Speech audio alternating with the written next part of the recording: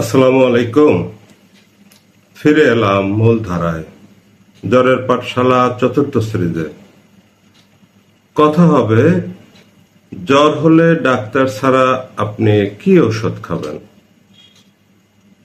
জ্বর আসলে আপনি কি কি করবেন তা নিয়ে আমরা পূর্বেই আলোচনা করেছিলাম।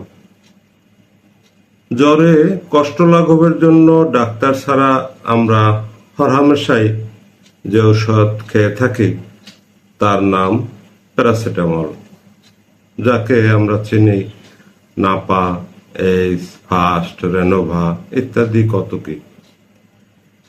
এই সাধারণ প্যারাসিটামলে কি থাকে? থাকে 500 মিলিগ্রাম প্যারাসিটামল, অনেকে বলে থাকেন 500 পাওয়ার।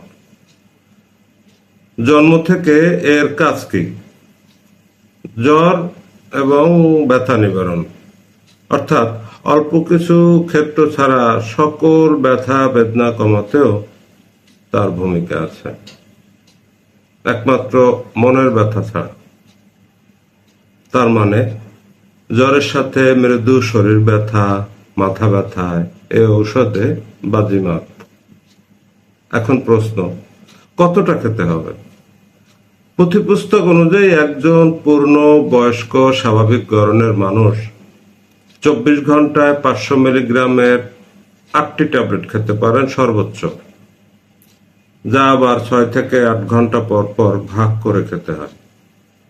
সহজে বলতে গেলে বলা যায় 2টি ট্যাবলেট 6 ঘন্টা পর পর খেতে পারেন সর্বোচ্চ। সত্যি কথা বলতে কি ডোজে আপনি প্যারাসিটামল খাবেন সেটা নির্ভর করে আপনার সহ্যসীমা আর ধৈর্যের উপরে।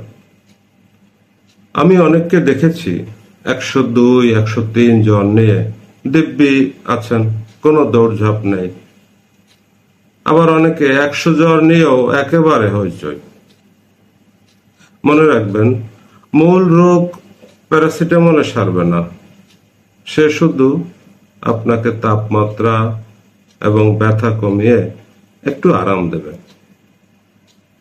আবার ধরুন আপনার ভাইরাস জ্বর হলো, এই জ্বরের কোনো নির্দিষ্ট ঔষধ নেই, সাধারণত 3 দিন, 5 দিন, 7 দিন। কোন কোন অভিজ্ঞ চিকিৎসক বলেন যে এটা 14 দিনও গড়াতে পারে। অনেকে মজা করে বলেন ঔষধ খেলে 7 দিনে ভালো হয়, না খেলে 1 সপ্তাহ লাগে। আমাদের দেশে বছরে 2-1 বার এই ভাইরাস জ্বরের আবির্ভাব হয়, তখন ঘরে ঘরে এটা ছড়িয়ে পড়ে একেবারে জনে জনে। তাই জ্বর হলেই চিকিৎসকের পরামর্শ ছাড়া নিজে থেকে অ্যান্টিবায়োটিক খাবেন না, কারণ এটি আপনাকে কোনো উপকার দেবে না। আমার অভিজ্ঞতা থেকে বলছি, অ্যান্টিবায়োটিকের সবচেয়ে বেশি অপপ্রয়োগ হয় এই ভাইরাস জ্বরের সময়। আপনি কখন ডাক্তারের কাছে যাবেন এ নিয়ে নানা মত আছে, দায়িত্ব নিয়ে বলা কঠিন।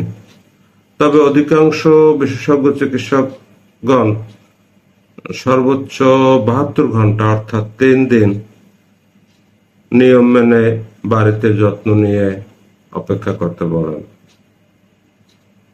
তবে যদি অন্য কোনো উপসর্গ জ্বরকে ছাপিয়ে যায়, অর্থাৎ অন্য কোনো সমস্যা জ্বরের থেকেও বেশি কষ্ট দেয় আপনাকে, যেমন তীব্র শরীর ব্যথা, তীব্র মাথা ব্যথা, পেটে ব্যথা, বমি, শ্বাসকষ্ট বা অন্য কষ্টও হতে পারে, তাহলে আপনি সাথে সাথেই ডাক্তারের শরণাপন্ন হবেন।